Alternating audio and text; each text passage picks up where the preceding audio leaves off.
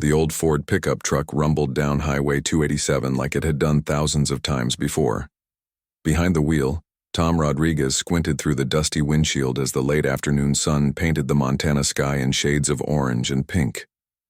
He'd been driving this same route for almost 20 years now, hauling feed and supplies between the scattered ranches that dotted the valley. At 42, Tom had the weathered hands and sun-lined face of a man who'd spent his life working outdoors. His grandfather's old cowboy hat sat comfortably on his head, and his worn boots had walked more miles of pasture than pavement. Today had been like any other day, loading feed at the co-op, checking on Mrs. Peterson's horses, and heading home to his own spread before dark. But as he rounded the bend near Miller's Creek, something caught his eye that definitely wasn't part of his usual routine. A small blue car sat tilted at an odd angle on the shoulder of the road, steam rising from under its hood like smoke from a campfire. The driver's door hung open, and Tom could see someone sitting on the ground beside it, head in their hands. Tom's foot found the brake pedal without him even thinking about it. His grandfather had always taught him that you never pass by someone in trouble on a country road. Out here, help might not come again for hours, and the nights could get mighty cold even in early October. He pulled his truck over about 20 feet ahead of the broken-down car and climbed out, his boots crunching on the gravel shoulder. As he walked closer, he could see it was a young woman, probably in her late 20s, with long dark hair pulled back in a messy ponytail. She wore jeans and a light sweater that looked more suited to city life than roadside emergencies. "Ma'am?" Tom called out softly, not wanting to startle her. "You having some car trouble?" The woman looked up, and Tom saw tired brown eyes that held a mix of frustration and worry. She had the kind of face that was pretty in a natural way, without any of the fancy makeup that some city folks wore. But right now she just looked defeated. "Oh, thank goodness," she said, scrambling to her feet and brushing dust off her jeans. "I was starting to think nobody traveled this road. My car just started making this horrible noise about 10 minutes ago, and then all this steam came pouring out. I don't know anything about cars, and my phone has no signal out here." Tom touched the brim of his hat in greeting, the way his mother had taught him to do when meeting a lady. "Name's Tom Rodriguez. I live just up the road a piece. Mind if I take a look under the hood?" "Please, yes. I'm Rachel Martinez." She paused, then added with a weak smile, "And I'm probably the most grateful person in Montana right now." Tom walked around to the front of her car, a little sedan that looked like it had seen better days. The hood was already up, and he could see the problem right away. The radiator hose had split clean through, dumping all the coolant onto the road and leaving the engine overheated. "Well, I've got some good news and some bad news," Tom said, straightening up and wiping his hands on his jeans. "Good news is, it's not the end of the world. Bad news is, you're not driving this car anywhere tonight. That radiator hose is split wide open, and even if I had a spare one in my truck, the engine's too hot right now to work on safely." Rachel's face fell. "Oh no. How far is the nearest town? Maybe I could walk."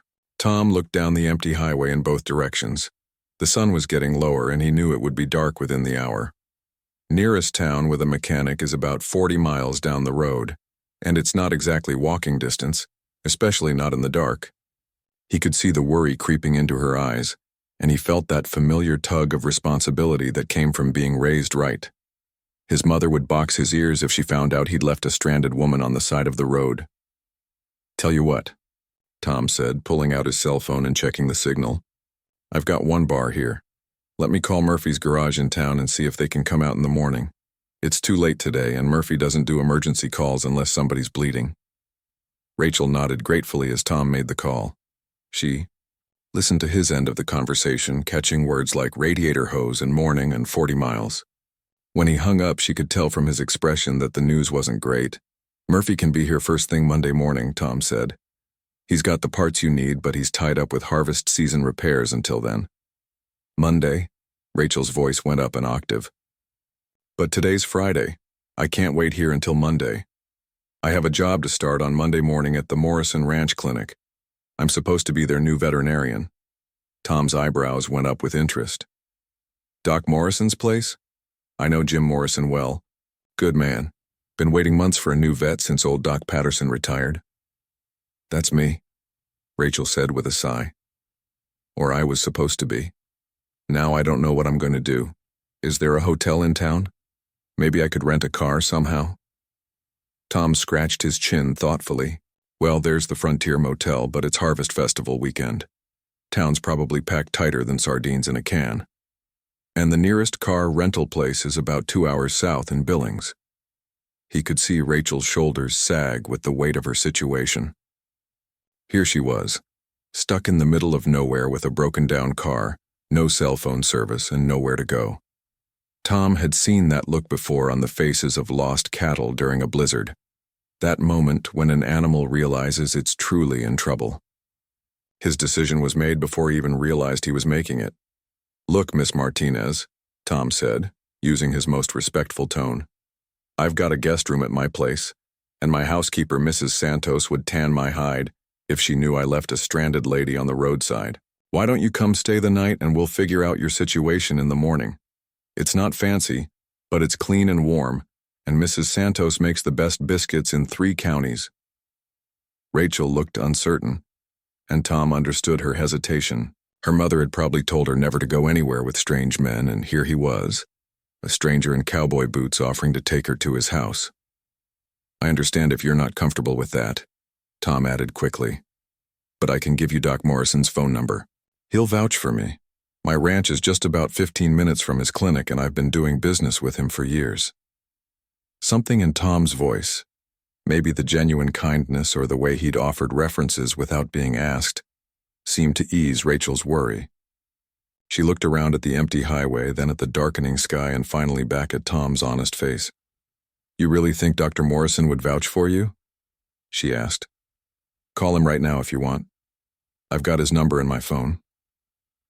Rachel thought about it for a long moment. She was a veterinarian, trained to read animals and people. Something about this man with the gentle voice and respectful manner told her he was one of the good ones. And really, what choice did she have? "Okay," she said finally. "But I'd like to call Dr. Morrison, just to be safe." "Smart thinking," Tom approved. He found the number in his phone and handed it to her. While Rachel made the call, Tom gathered her bags from her car and loaded them into his truck. He also jotted down her license plate, number, and the exact mile marker where they were leaving the car, just in case. Rachel's conversation with Dr. Morrison was short but reassuring. When she handed the phone back to Tom, she was smiling for the first time since he'd found her.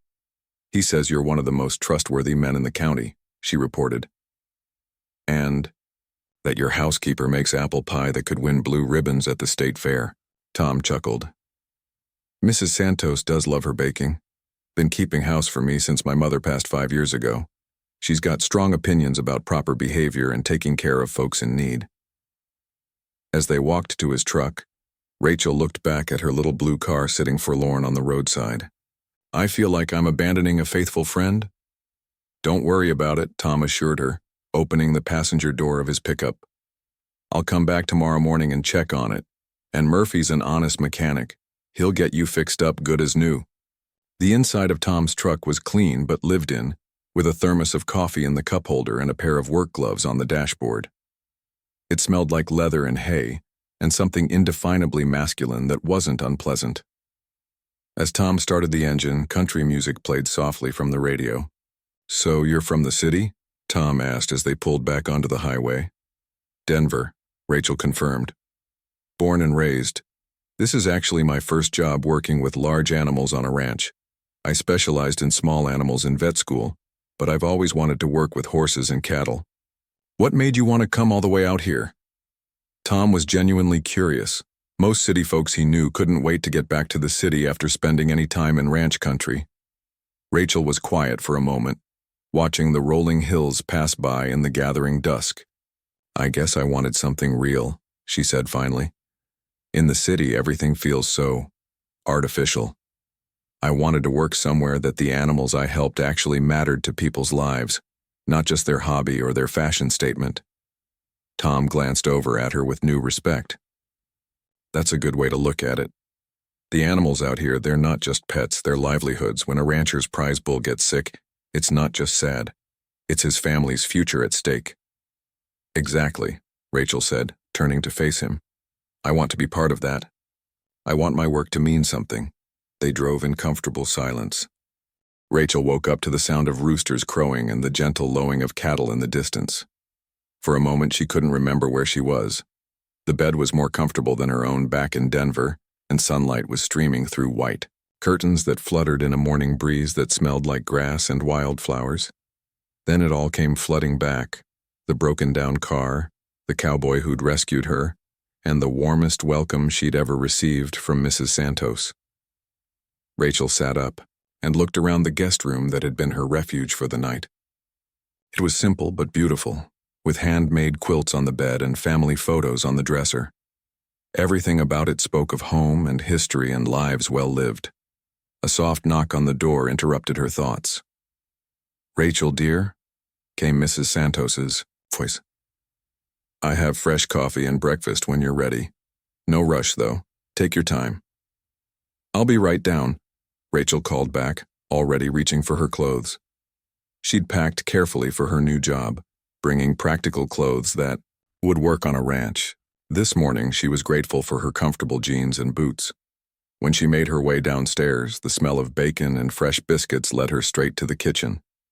Mrs. Santos was bustling around the stove, and Tom was sitting at the table with a cup of coffee and a plate that looked like it could feed 3 people. "Morning," Tom said, standing up when she entered. Even first thing in the morning, he was polite in that old-fashioned way that Rachel was already starting to appreciate. "Hope you slept well. Country quiet can take some getting used to for city folks." "I slept better than I have in months," Rachel admitted, accepting the plate that Mrs. Santos pressed into her hands. "It's so peaceful here. In Denver, there's always noise, traffic, sirens, construction. I never realized how much I missed silence until I found it." Tom poured her a cup of coffee from a pot that looked like it had been percolating since dawn. "Different kind of life out here, that's for sure. Some folks find it too quiet, too slow. Others find it just right." Rachel took a sip of the coffee and nearly groaned with pleasure. It was strong and rich and tasted like it had been made with actual care instead of just convenience. "This is incredible coffee." Mrs. Santos beamed with pride. "My secret is a little cinnamon in the grounds. My grandmother taught me that trick, back in Mexico. I called Murphy's garage first thing this morning," Tom said, settling back into his chair. "He'll be out to look at your car around 10 o'clock. Should have you back on the road by early afternoon if all goes well." Rachel felt a strange little pang of disappointment at the thought of leaving so soon. She'd just started to feel relaxed, and the idea of getting back in her car and driving to an uncertain future at the Morrison Ranch suddenly seemed less appealing than it had yesterday. "That's great," she said, trying to sound more enthusiastic than she felt. "I should probably call Dr. Morrison and let him know what happened. I was supposed to check in with him this morning." "Already taken care of," Tom said with a smile. "I called Jim at sunrise. He says not to worry about it. These things happen, especially to city cars on country roads. He's just glad you're safe and that Murphy can fix you up quick." Rachel stared at him. "You called him? But you didn't have to do that?" Tom shrugged like it was no big deal. "Figured you had enough to worry about without adding that to the list. Jim understands. He's had plenty of new folks come out from the city and run into unexpected troubles. Part of ranch life. We look out for each other." After breakfast, Tom offered to show Rachel around the ranch while they waited for Murphy to arrive. She accepted, eagerly, curious to see how a working cattle operation functioned. Her veterinary training had covered large animals in theory, but she'd never spent time on an actual ranch. The morning air was crisp and clean, with that particular freshness that comes from wide open spaces and no pollution. Tom led her first to the barn, a large, well-maintained building that housed several horses and smelled like hay and leather, and something indefinably wholesome. "This is Bella," Tom said, stopping at a stall that held a beautiful chestnut mare, with a white blaze down her face. "She's my pride and joy, quarter horse, 15 years old and smart as a whip." Rachel approached the stall slowly, letting Bella catch her scent before reaching out to stroke the horse's neck. Bella whickered softly and leaned into the touch, and Rachel felt that familiar thrill she always got when connecting with an animal. "She's gorgeous," Rachel murmured, running her hands along Bella's neck and shoulder with a veterinarian's trained eye. Great conformation, good muscle tone. You take excellent care of her. Tom watched Rachel interact with his horse, noting the confident way she moved around the animal and the gentle firmness in her touch. You really are a vet, he said with approval. Bella doesn't take to strangers usually, but she likes you. They spent the next hour touring the ranch. Tom showed her the cattle pastures, the equipment barn, the chicken coop where Mrs. Santos collected eggs each morning, and the small vegetable garden that provided fresh produce for the household. Rachel was impressed by how well organized and efficiently run everything was. This isn't what I expected, she admitted as they walked back toward the house. What did you expect? Tom asked, genuinely curious. Rachel thought about how to phrase, without sounding insulting. I guess I thought ranches would be more rough around the edges, less organized, but everything here is so well planned and maintained. You clearly know what you're doing. Tom chuckled. My grandfather used to say that ranching was like being a doctor, an accountant, a mechanic, and a weather forecaster all rolled into one. If you're not organized, you don't survive long. These days, with all the regulations and market pressures, you've got to be even smarter. Do you have a degree in agriculture? Rachel asked. Agricultural business from Montana State, Tom confirmed. Graduated 15 years ago, came back here and started implementing sustainable practices. Solar panels on the barn, rotational grazing to keep the pastures healthy, careful breeding programs to improve the herd genetics. Can't just wing it anymore if you want to make a living. Rachel was quiet for a moment, processing this information. The man who'd rescued her from the roadside wasn't just a kind stranger. He was an educated businessman running a sophisticated operation. It challenged her assumptions about rural life in a way that made her think. When they got back to the A house, Murphy's tow truck was pulling up the driveway. Murphy turned out to be a weathered man in his 60s with grease-stained hands and a friendly smile. He listened to Tom's description of the problem and nodded knowingly. Radiator hose, he diagnosed before even looking at the car. Happens all the time with city cars when they hit our mountain roads. Different altitude, different stress on the engine. I've got the part you need back at the shop. Rachel felt a wave of relief. How long will it take to fix? Couple hours once I get it back to town, Murphy said. I'll tow it in now, have you? Ready to go by early afternoon. Tom can run you into town when it's ready. As Murphy drove away with her little blue car bouncing behind his tow truck, Rachel experienced an odd sense of loss. That car represented her independence, her ability to leave whenever she wanted. Without it, she was dependent on Tom's kindness, and while that hadn't been unpleasant so far, it made her feel vulnerable in a way she wasn't used to. Want to help me check on the cattle? Tom asked, seeming to sense her mood. I need to move them to a fresh pasture today, and I could use an extra pair of eyes to make sure nobody's showing signs of illness. Rachel perked up immediately. This was exactly the kind of experience she'd come to Montana for. I'd love to help. Tom saddled up Bella for himself and a gentle gelding named Scout for Rachel. As they rode out to the pastures, Rachel felt a sense of freedom she'd never experienced in the city. The rhythm of the horse beneath her, the vast sky overhead, the rolling hills stretching to the horizon. It was like stepping into a different world. The cattle were healthy and content, grazing peacefully in groups scattered across the pasture. Tom pointed out different animals and explained their breeding, their personalities, their histories.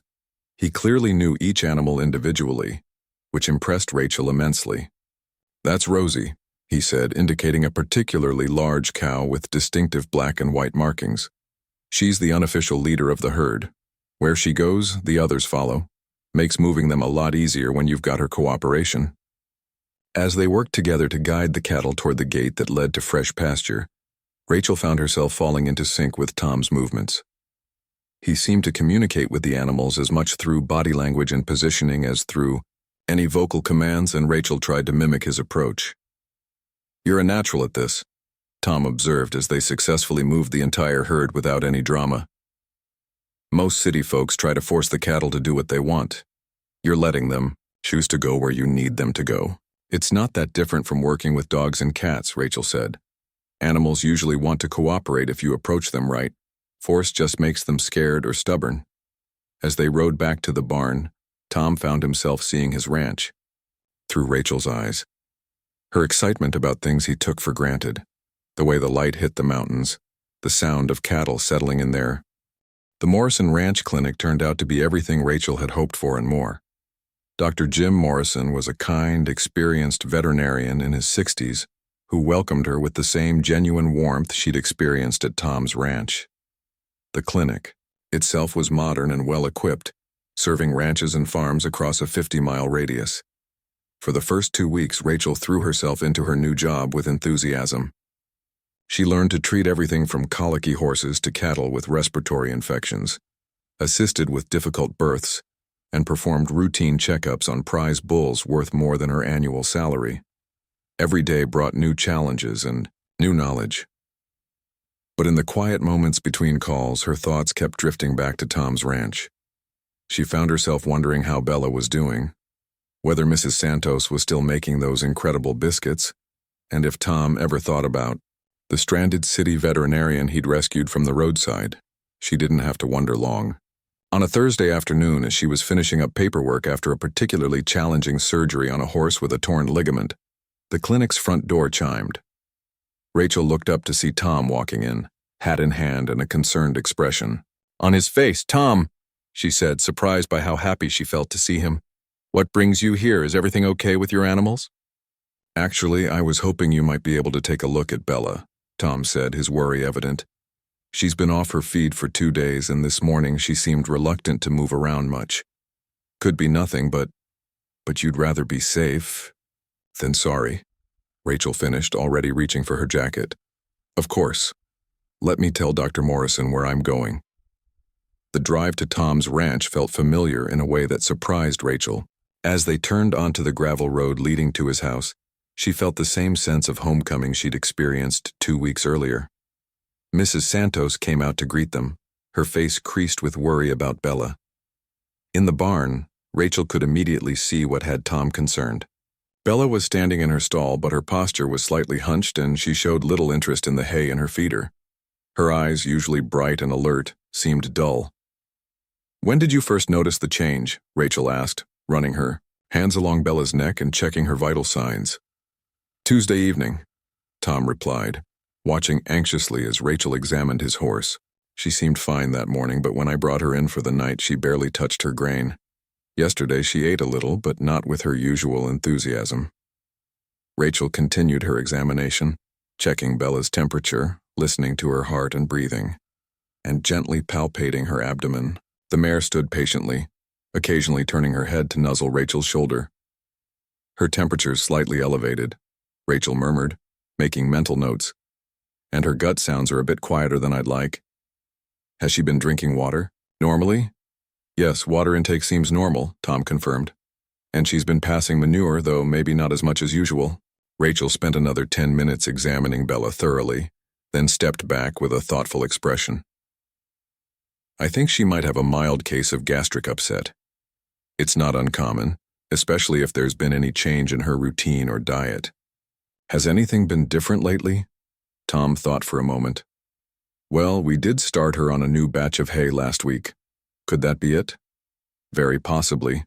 Sometimes horses can be sensitive to changes in their feed, even if the new feed is perfectly good quality.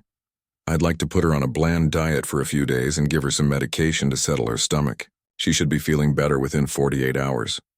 The relief on Tom's face was unmistakable. "Thank you. I was starting to imagine all sorts of worst-case scenarios." "That's completely normal," Rachel assured him. "When it's an animal you care about, every little change seems scary. The fact that you notice the subtle signs so quickly shows what a good caretaker you are." As Rachel prepared Bella's medication and explained the treatment plan to Tom, she found herself reluctant to leave. The barn felt peaceful and familiar, and she enjoyed watching Tom interact with his horse. His gentleness with Bella revealed a side of him that made Rachel's heart do strange little skips. "Stay for dinner," Mrs. Santos called from the barn door, as if reading Rachel's thoughts. "I'm making enchiladas, and there's more than enough for 3. Rachel looked at Tom, who nodded encouragingly. "Unless you have other plans?" "No other plans," Rachel admitted. "And I've been dreaming about Mrs. Santos's cooking for 2 weeks." Over dinner, Rachel found herself sharing stories about her first weeks at the clinic. Tom listened with genuine interest as she described the various cases she'd handled and the steep learning curve of rural veterinary medicine. "It's so different from small animal practice," she explained. "In the city, most of my clients were pet owners who brought their animals in for routine care or minor problems. Here, every call feels like it matters so much more. When a rancher's breeding bull is sick, it's not just about the animal. It's about that family's entire livelihood." "That's exactly right," Tom said. "And that's why having a good vet is so important out here. Word travels fast about veterinarians, who understand that dynamic." "Speaking of word traveling," Mrs. Santos interjected with a knowing smile, "Rachel, you should know that half the ranchers in the county are already talking about the new lady vet who's not afraid to get her hands dirty." Rachel felt herself blush. "Really?" "Really," Tom confirmed. "Jim Morrison says you've impressed every rancher you've worked with so far. That's not easy to do. Some of these old-timers can be pretty set in their ways about trusting newcomers." After dinner, Tom offered to show Rachel the improvements he'd made to his solar panel system since her last visit. As they walked around the ranch in the gathering dusk, Rachel felt that same sense of peace and belonging she'd experienced before. "Tom," she said as they paused near the pasture where his cattle were settling down for the night, "can I ask you something personal?" "Sure," he replied, leaning against the fence rail. "Have you ever thought about leaving here? Going to the city? Trying a different kind of life?" Tom was quiet for a long moment, considering his answer. "When I was in college, yeah.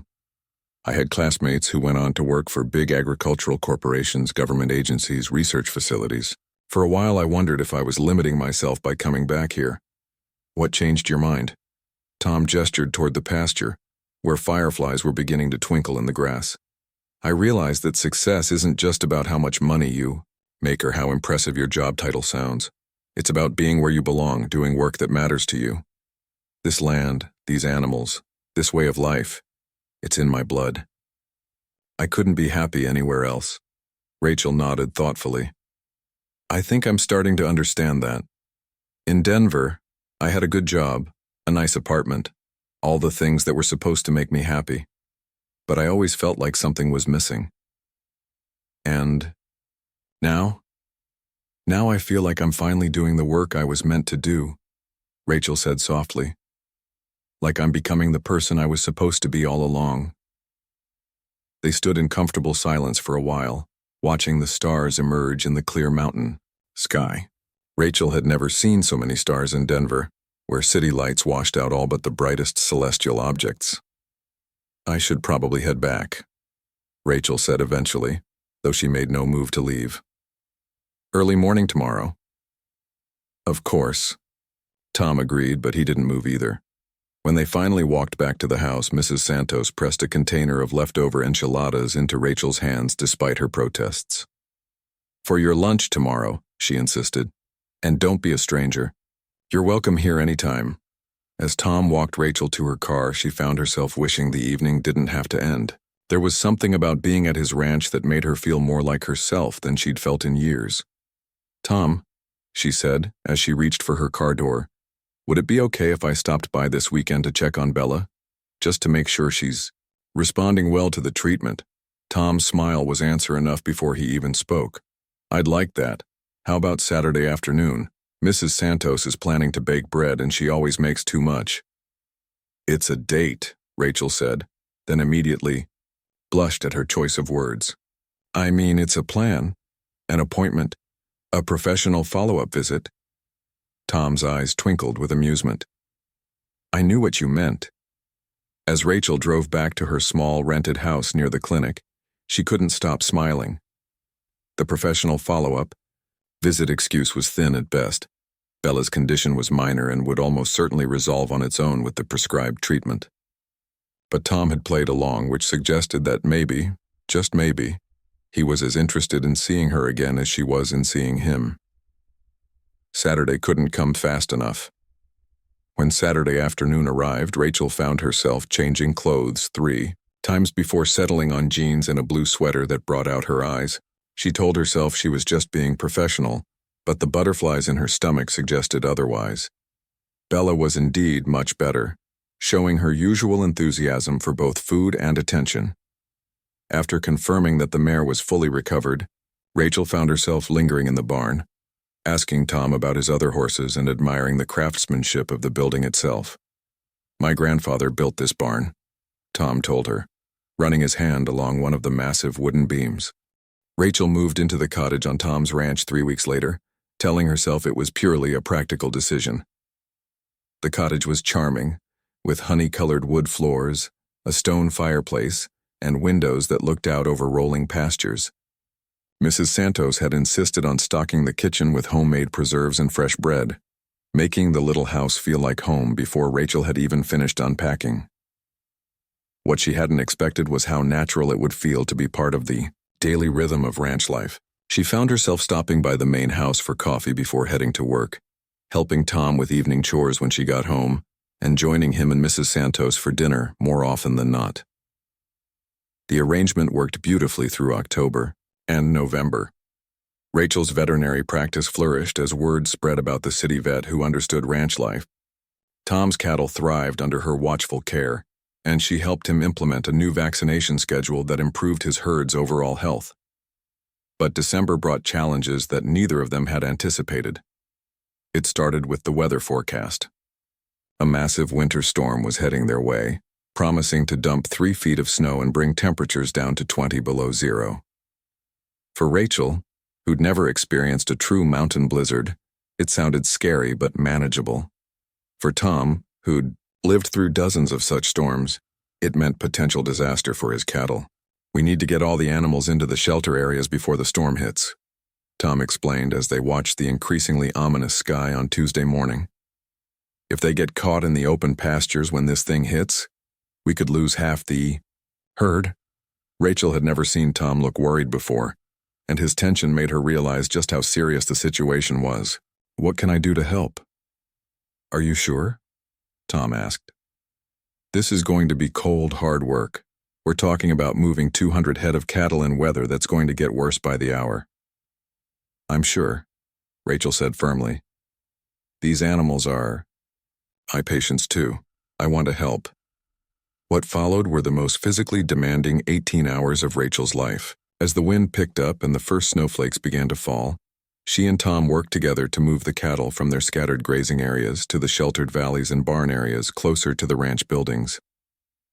Rachel had thought she was in good shape from her active lifestyle in Denver, but ranch work in deteriorating weather was something else entirely. Her legs ached from hours in the saddle, her face stung from the wind-driven snow, and her hands were numb despite her insulated gloves. But she didn't complain. Not when Tom looked exhausted and worried. Not when Mrs. Santos appeared with thermoses of hot coffee and sandwiches, her own face creased with concern. Not when the wind howled so loudly they had to shout to communicate. "That's the last group," Tom called out as they finally got the stragglers into the main shelter area. Snow was falling heavily now, and visibility was dropping fast. "Let's get back to the house before we can't see our way." They made it back just as the storm hit in earnest. From the safety of the warm kitchen, Rachel watched through the window as the world outside disappeared into a wall of white. The wind rattled the windows and howled around the corners of the house like a living thing. "I've never seen anything like this," Rachel admitted, accepting a cup of hot chocolate from Mrs. Santos with hands that were finally starting to feel normal again. "This is a big one," Tom agreed, settling into the chair beside her with his own mug. "But we got the cattle situated in time. They'll be okay as long as the storm doesn't last more than a few days." "A few days?" Rachel's eyes widened. "How long do these storms usually last?" "This one's supposed to blow through by Friday morning," Tom said. "But if the wind shifts or the temperature drops more than expected, it could hang around longer." Rachel looked out at the blizzard with new respect.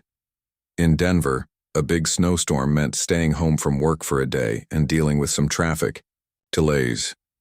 Here it was a life-or-death situation for the animals and a test of survival for the people. As if reading her thoughts, The lights flickered and went out. "Generator will kick in a minute," Tom said calmly, but Rachel could hear the concern in his voice. In the darkness, the storm sounded even more violent than before. The generator did kick in, restoring some power to essential systems, but it was clear they were going to be cut off from the outside world for at least the next few days. Phone service was already spotty, and the landline phone went dead Wednesday morning. By Wednesday afternoon, the situation had gone from challenging to genuinely frightening. The temperature had dropped even lower than predicted, and the wind was strong enough to knock down power lines and tree branches. Tom made regular trips to check on the cattle, returning each time with more snow caked on his clothes and deeper worry lines around his eyes. "Some of the younger animals are struggling with the cold," he reported after his evening check. "If this keeps up much longer, we're going to start losing them." Rachel felt helpless watching Tom shoulder the burden alone. She'd helped with the initial preparation, but now that the storm was raging, there was little she could do except worry and wait. That changed Thursday morning when Tom came back from his rounds with blood on his jacket and a grim expression on his face. "What happened?" Rachel asked, immediately switching into veterinarian mode. "Fallen tree branch caught me across the shoulder," Tom said, trying to shrug it off. "It's nothing serious." But when Rachel insisted on examining the injury, she found a deep gash that was still bleeding freely. "Tom, this needs stitches and probably antibiotics to prevent infection." "I'll be fine," Tom protested. "I've had worse." "Not in weather like this?"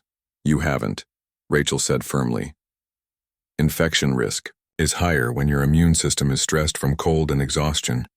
Let me clean this up properly." As Rachel worked to clean and stitch Tom's wound in the kitchen, using supplies from her emergency veterinary kit, she was struck by how completely their roles had reversed. 3 months ago, Tom had been the one taking care of her when she was stranded and helpless. Now she was the one with the skills he needed. "Thank you," Tom said quietly as she finished bandaging his shoulder. "I'm not used to being the one who needs help." "Everyone needs help sometimes," Rachel replied, cleaning up her supplies. "The trick is letting people who care about you provide it." Their eyes met across the kitchen table, and something shifted between them. The words "people who care about you" hung in the air, loaded with meaning that neither of them was quite ready to address directly. The moment was interrupted by a sound that made Tom's face go pale, the distressed lowing of cattle. "In trouble. Something's wrong," Tom said, reaching for his coat despite his injured shoulder. "You're not going out there," Rachel said firmly. "Not with that injury and in this weather." "Rachel, those animals are my responsibility. If they're in trouble, then we'll go together," Rachel interrupted. "I'm not letting you risk making that injury worse, and I'm not sitting here doing nothing while animals are suffering." Tom looked like he wanted to argue, but another cry from the cattle settled the matter. They bundled up in every piece of warm clothing they could find and ventured out into the storm. The wind hit them like a physical blow, driving snow horizontally across the yard. Rachel could barely see 5 feet in front of her, and the cold bit through her layers of clothing. Within seconds, she understood now why Tom had been so worried about the animals. They followed the sound of distressed cattle to one of the shelter areas, where they found a devastating scene. A large tree had fallen across part of the enclosure, trapping several animals and injuring at least 2. In the blowing snow and bitter cold, the situation was rapidly becoming critical. "We need to get that tree moved and check these animals for injuries," Tom shouted over the wind. Working together in conditions that seemed impossible, Rachel and Tom managed to clear the fallen tree and assess the trapped cattle. 2 had minor injuries that Rachel was able to treat on the spot, but one young heifer had a leg injury that required more extensive care. Getting the injured animal to the barn for proper treatment meant leading her through snow that was already knee-deep and getting deeper by the hour. Rachel found herself thinking longingly of her warm cottage, but one look at the heifer's frightened eyes banished any thoughts of giving up. By the time they got the animal safely into the barn and Rachel had treated her injuries, both she and Tom were exhausted and soaked through. The storm showed no signs of letting up, and the temperature seemed to be dropping even further. "That was incredible," Tom said as they finally made it back to the house. "The way you handled that situation, I couldn't have done it without you." Rachel was too tired and cold to respond immediately, but as she peeled off her snow-caked outer layers, she realized something important had happened out there in the storm. She'd been tested by the harsh realities of ranch life and found that she was stronger than she'd known. More importantly, she and Tom had worked together as a team in genuinely dangerous conditions. The easy partnership they'd developed over the past few months had held up under real pressure, and that meant something. The storm finally broke Friday morning, leaving behind a world transformed by snow and ice. As the sun came out for the first time in 3 days, spring arrived early that year, melting the snow and bringing new life to the ranch in more ways than one. Rachel and Tom's relationship had blossomed along with the wildflowers that dotted the pastures, growing stronger with each passing day. But as May turned into June, both of them faced decisions that would determine the shape of their future together. The call came on a Tuesday morning while Rachel was treating a prize bull with a respiratory infection. Dr. Morrison handed her the phone with a significant look, and Rachel's heart sank when she heard the voice on the other end. "Dr. Martinez? This is Dr. Patricia Williams from Denver Animal Medical Center. I have an opportunity that I think you'll find very interesting." Rachel stepped outside the barn to take the call, her stomach churning with anticipation and dread. Denver Animal Medical Center was one of the most prestigious veterinary practices in Colorado, the kind of place she dreamed of working when she was in veterinary school. "We've heard excellent things about your work in Montana," Dr. Williams continued. "We have an opening for a senior associate position that would put you on track for partnership within 5 years. The salary is substantial, and the benefits package is exceptional. We'd love to have you come in for an interview." Rachel listened to the details with a growing sense of unreality. Everything Dr. Williams was describing, the modern facilities, the cutting-edge equipment, the opportunity for specialization, represented the career path she'd always thought she wanted. "I'll need some time to think about it," Rachel managed to say. "Of course, but don't take too long. Opportunities like this don't come along often. I'll email you the details, and we can schedule an interview whenever you're ready." After hanging up, Rachel stood in the morning sunshine feeling more confused than she'd been in months. 6 months ago, this call would have been a dream come true. Now the thought of leaving Montana made her feel physically sick. She didn't tell Tom about the call immediately. Instead, she threw herself into her work, trying to sort through her feelings. But by evening, the weight of keeping the secret was too much. "Tom," she said as they sat on the porch of her cottage watching the sunset, "I got a call today about a job opportunity in Denver." Tom's hand stilled on her shoulder where he'd been gently massaging away the tension from a long day. "What kind of opportunity?" Rachel told him about Dr. Williams's offer, watching his face carefully for his reaction. Tom listened without interrupting, but she could see the worry growing in his eyes. "It sounds like an amazing opportunity," he said finally, his voice carefully neutral. "The kind of career advancement that most veterinarians would jump at." "Yes, it is," Rachel agreed. "But Tom, I don't know if I want it anymore. My life is here now. My work, my friends, my—" She paused, looking at his beloved face in the golden light. "My heart is here."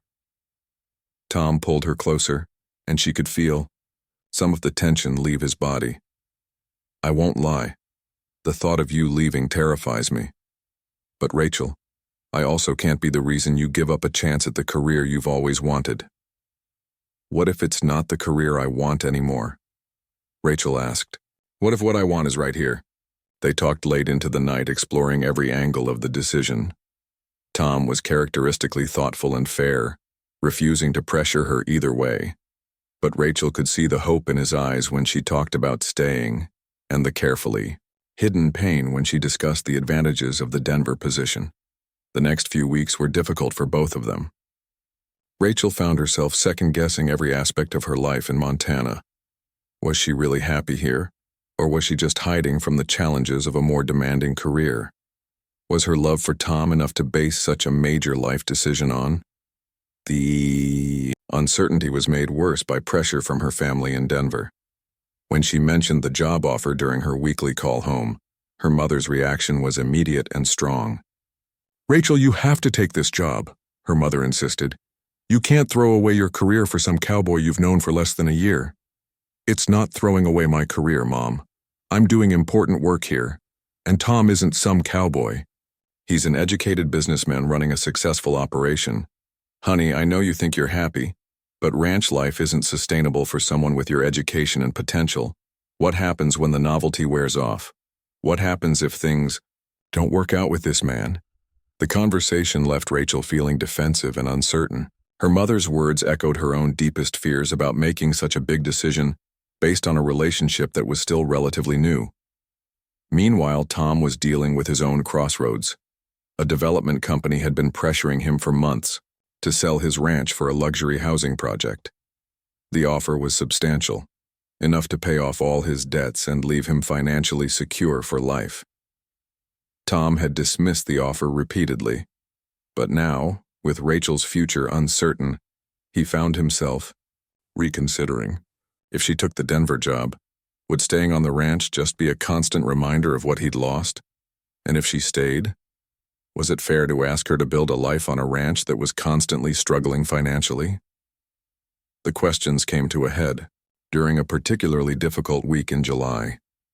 A drought had stressed the pastures, forcing Tom to buy expensive supplemental feed for his cattle. At the same time, the air conditioning system in the veterinary clinic broke down, requiring a major repair that strained Dr. Morrison's budget. "Maybe this is a sign," Rachel said, as they sat in her cottage, both of them exhausted from the heat and stress. "Maybe we're both holding on to something that isn't meant to be." Tom looked at her with surprise and hurt. "Is that really what you think?" "I don't know what to think anymore," Rachel admitted. "I love you, and I love this life we've built together. But what if we're just making things harder than they need to be? What if we're both passing up opportunities because we're too afraid to face reality?" "And what reality is that?" Tom's voice was quiet, but Rachel could hear the pain underneath. "That maybe we want different things than we thought we did. Maybe I really do belong in the city. And maybe you'd be better off without the complication of trying to build a relationship while managing a struggling ranch." The words hung in the air between them like a challenge. Tom was quiet for a long time, staring out at the pastures that had been his life's work. "If that's what you really believe," he said finally, "then maybe you should take the Denver job." Rachel felt like she'd been punched in the stomach. She'd been looking for reassurance, for Tom to fight for their relationship. Instead, he seemed to be agreeing that they should give up. "Maybe I should," she said, hurt making her voice sharper than she intended. They went to bed that night without resolving anything, lying side by side but feeling miles apart. Rachel stared at the ceiling for hours, wondering if she was about to make the biggest mistake of her life. The answer came the next morning in the form of an emergency call. One of Tom's best breeding cows was having a difficult birth, and Dr. Morrison was already dealing with 2 other emergencies. Rachel grabbed her equipment and rushed to the barn, where she found Tom trying to assist the struggling animal. For the next 3 hours, Rachel and Tom worked together to save both the cow and her calf. It was touch and go several times, requiring all of Rachel's skill and Tom's knowledge of his animals to guide them through the crisis. When the calf finally took its first breath and the mother began cleaning her baby with obvious relief, Rachel felt a surge of satisfaction that was deeper than anything she'd ever experienced in her career. "This is why I became a veterinarian," she said softly, watching the new family bond. "Not for the prestige or the money or the advancement, opportunities. For moments like this." Tom looked at her with love and understanding in his eyes. "And this is why I could never sell this ranch," he said. "Not for all the money in the world. This land, these animals, this way of life. It's who I am." In that moment, standing in the warm barn with the scent of hay and new life around them, Rachel finally understood what she really wanted. She called Dr. Williams that afternoon and politely declined the position in Denver. Instead, she proposed something that surprised even herself: expanding her practice to serve the entire valley, with a focus on large animal medicine and ranch consultation. "I want to build something here," she told Tom as they sat on the porch that evening. "Not just a career, but a life that matters, with you." Tom's response was to drop to one knee right there on the porch, pulling out a ring that he'd been carrying in his pocket for weeks. "Rachel Martinez," he said, his voice shaking with emotion. "Will you marry me? Will you help me build a life that matters?" Through her tears, Rachel could barely manage to say yes before Tom was pulling her into his arms and spinning her around the porch while Mrs. Santos cheered from the kitchen window. Their wedding the following October was everything Rachel had never known she wanted. Instead of a formal church ceremony, they were married in the pasture where they'd first worked together moving cattle, with wildflowers in Rachel's hair and Tom wearing his grandfather's wedding suit. Dr. Morrison officiated. Mrs. Santos cried. Happy tears, and half the county turned out to celebrate the union of the cowboy and the city vet, who'd found love by the roadside. But the real celebration was in the years that followed.